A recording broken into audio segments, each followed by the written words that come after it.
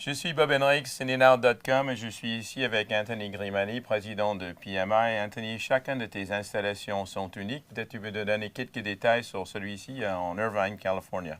Oui, Bob, nous sommes ici dans un beau petit home cinéma de 12 places qui est très bien intégré, dans lequel l'équipement est bien dissimulé.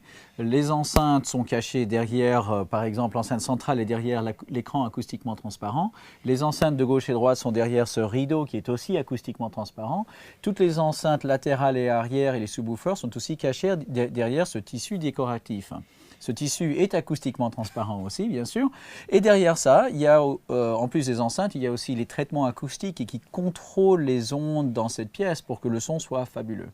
En fait, le problème, c'était pas ça, parce que ça, on le voit dans beaucoup de tes installations. Ouais. C'est en fait quelque chose qui n'était pas intégré dans le projet depuis l'origine. En fait, tu as pris le projet un peu en cours de route.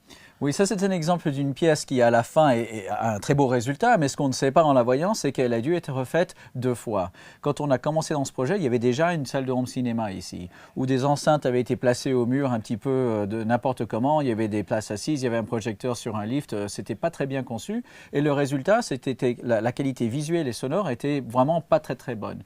Le client n'était pas content, il nous a embauchés en fait pour étudier cela et pour préconiser une solution. On a recommencé la pièce, donc deuxième cycle, et au final, le client est maintenant très content avec les résultats. Et le problème pour le client, c'est qu'il a payé une deuxième installation home cinéma avec le temps, délai et de livraison en fait. Oui, malheureusement pour le propriétaire, oui. Peut-être tu peux faire quelques petits détails sur, par exemple, le projecteur. C'était quelque chose d'assez compliqué. Il fallait refaire une grande partie du plafond. Oui, le projecteur aujourd'hui est dissimulé dans un caisson qui est bien ventilé. L'image qui sort de la lentille en fait passe par un verre spécial optique. Et donc quand on rentre dans cette pièce, on ne le voit pas le projecteur et on ne l'entend pas non plus. Donc ça c'est une chose qu'on a changé par rapport au début où le projecteur était visible dans la pièce. L'équipement en fait a été repositionné et caché maintenant, il est dissimulé derrière des portes qui permet en fait à tout l'équipement de la maison entière d'être ici. Dans cette maison, il y a en fait 3 zones de visualisation. En fait, on peut regarder des films dans 3 endroits. Et il y a aussi de la musique dans toutes les pièces. Toute l'électronique pour ça est cachée ensemble dans des racks derrière ces portes.